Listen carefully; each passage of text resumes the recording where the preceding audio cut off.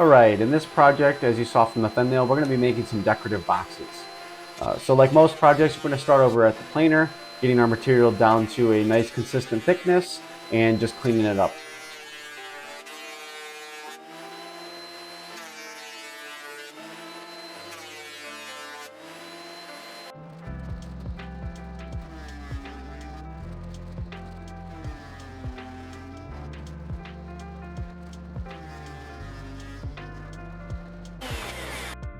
And here you can see our starting material and then what it looks like after the planer. So it does brighten it up a bit.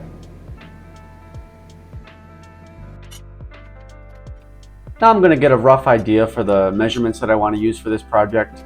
I'm not really aiming for an exact size for something. I just want to make something that is big enough to fit whatever I'd want to throw into it.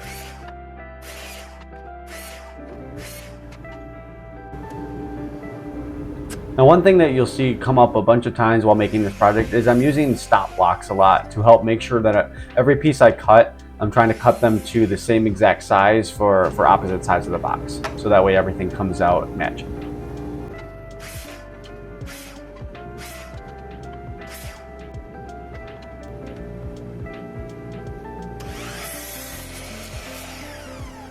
Now over to the table saw. I'm going to start here by cleaning up just the edges of these boards, making sure they're all a consistent width and making sure they don't have any rough edges right now. And then I'm going to switch over the table saw to be able to cut some bevels, and that's how I'm going to cut the miters for this first box.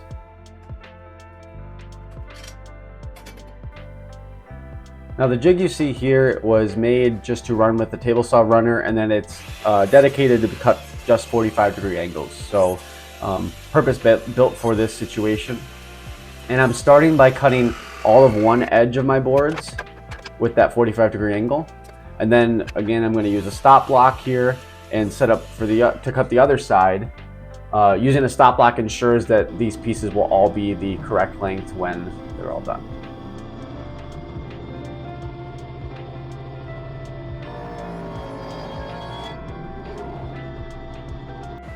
And here I'm just going to do a quick sanity check, making sure that all my miters look decent, and then I want to also make sure that the colors of adjoining pieces look well together. And then to put it all together, I'm going to use the tape method by putting some pieces of tape along the miters, and then I can just fold the box up, and I can again check that the miters all kind of line up well with each other. And then once I have it here, I could use just the tape method to hold everything together once I add some glue.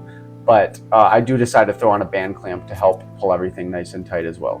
So this would do just fine, but I wanted to ensure that I had very nice clean miters.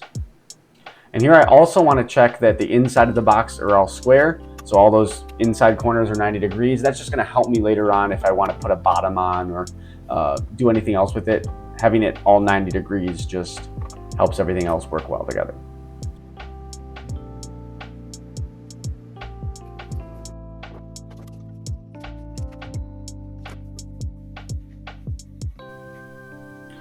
And here you can see those nice sharp miter joints that we got from that band clamp and tape method.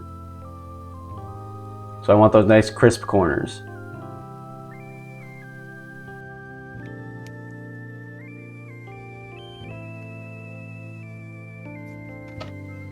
Alright, we're going to keep it very simple with the bottom for this box. I'm just going to use this MDF material and cut this a little oversized, and then we'll just glue it to the bottom. So of course I'm using the table saw here to cut this, and this piece was a little bit long to use with the fence, so I decided to pull out this mini table saw sled and just cut it the rest of the way.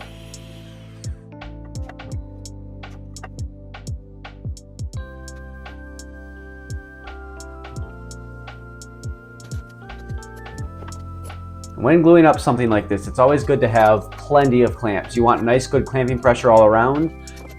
And you can tell if you have enough clamping pressure just by looking at the glue squeeze out all around the joints. So you want to have kind of even glue coming out around the edges all over the place.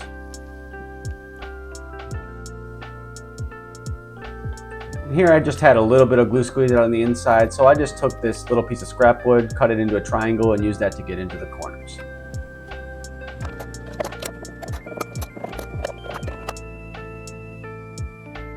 So now that I have the bottom attached, it is still proud and sticking over the edges right now. So I'm going to take a router with a flush trim bit, and I'm just going to work my way around the box, and that should trim the bottom to fit perfectly with the sides.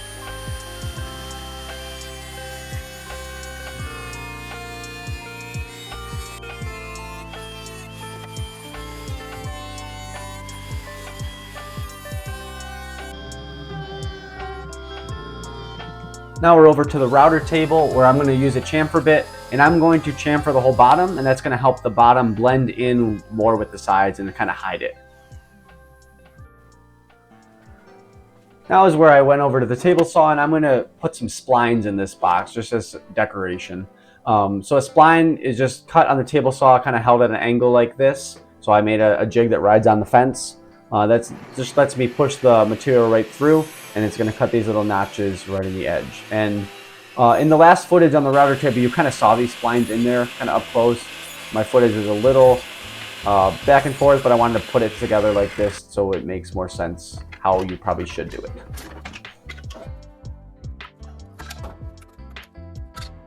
And these splines are a perfect example of like why a lot of people keep scrap wood.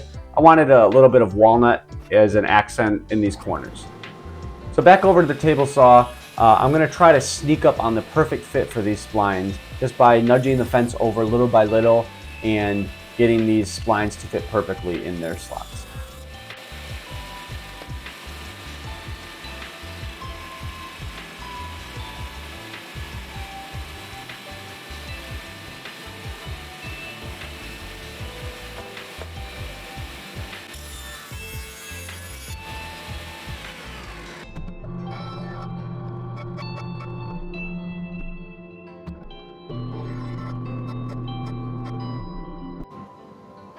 I did make the splines a little bit thinner than they probably needed to be, but thinking that the glue would make them swell up a little bit, I didn't want them to be too hard to get into the slot. The next day after the glue had dried, I set up this special fence on the table saw with one board on the top that's kind of in line with the blade, and it allows me to kind of pass the box through, and I'm cutting off the extra spline, but I'm not cutting into the box. And then just a little bit of sanding to clean everything up.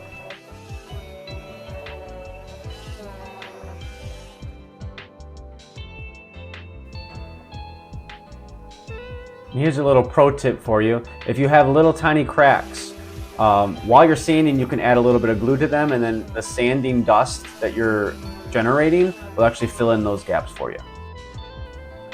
And here's another tip. The miter edges can sometimes be pretty sharp, and sometimes they're not fully closed. So by dragging something like a screwdriver over the edges, it kind of forces the wood fibers to close up on themselves and kind of closes any gaps. And then never hurts to use a quick plane along the edges just to break the sharp edges and make everything look a little nicer. As far as finish goes, I'm going to be using this product from General Finishes. I don't have much experiences with it other than I like the fact that it's easy to wipe on. You let it kind of sit a little bit and wipe off the extra. So it's pretty easy to apply, and just look at how it transforms the color of that wood.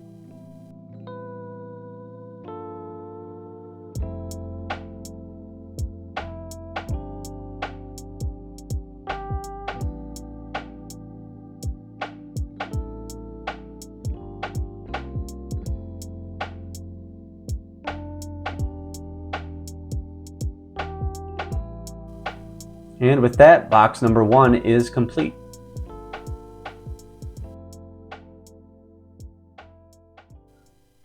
Now on to box number 2. This one is going to be a simple butt joint box, but I am going to use some decorative walnut dowels in it to just try to accent it a little bit. And this one will also have a lid on it. So we'll see some different steps there. Now, starting out, getting everything clamped together, I was trying to make sure all the edges were lined up well enough because I don't want to have to trim anything down to size later on. I want everything to line up perfectly right away.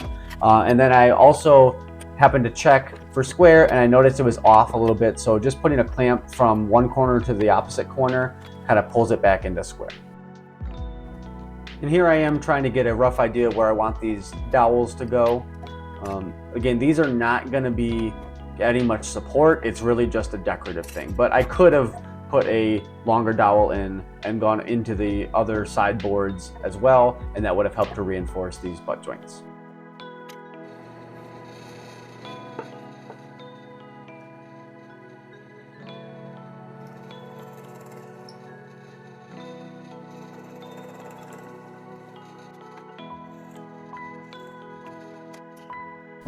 To make these walnut dowels or plugs, I'm using a plug cutter with just a scrap piece of wood. The plug cutter lets you, you're basically keeping the inside of this cutout piece, and then that would then just be pounded into the holes, and it adds a little decorative flair.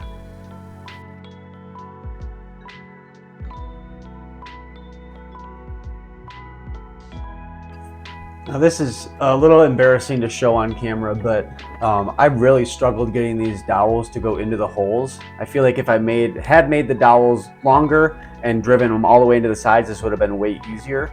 But with such a small dowel, trying to hold on to it is just so hard to get it to actually go into the hole.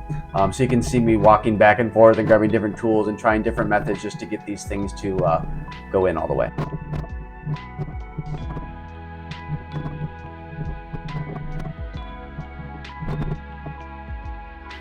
So off camera, I added a bottom and a top to this box. So this box is now fully enclosed on all 6 sides, and you'll see why in just a second. But the bottom, I didn't use the best wood, and so you'll see I'll cover that up later. Now here at the table saw, we are going to cut the lid off of this box. So just kind of lining it up where I think it looks good, trying to avoid where those dowels I've just put in are, and just kind of going around all 4 sides, and that removes the top from the bottom.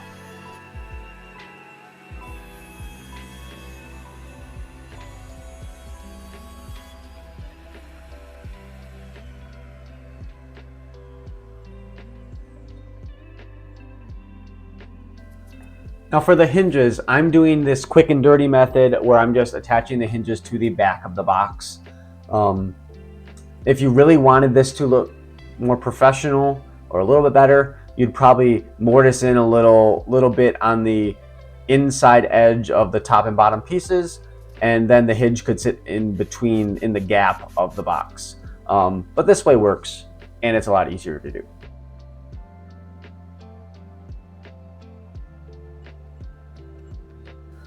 One more tip I have for you is as you're putting in these hinges, don't screw all the screws in all the way. Kind of do them incrementally, and that helps if you have any misaligned holes. It helps them all to kind of find their way home. Now on to finish. So for this box, I am going to apply some stain. I decided I wanted to try a darker look to this oak, and I think this color actually looks really good on the lid.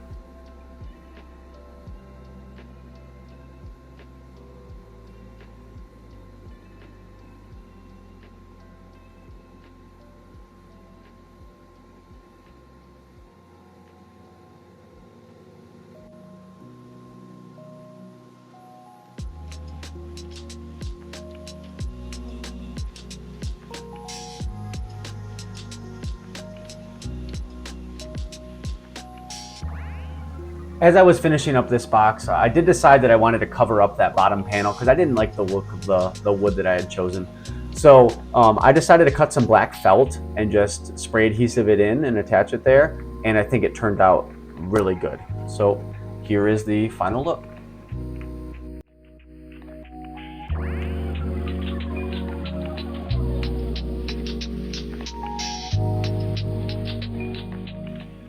Thanks for watching.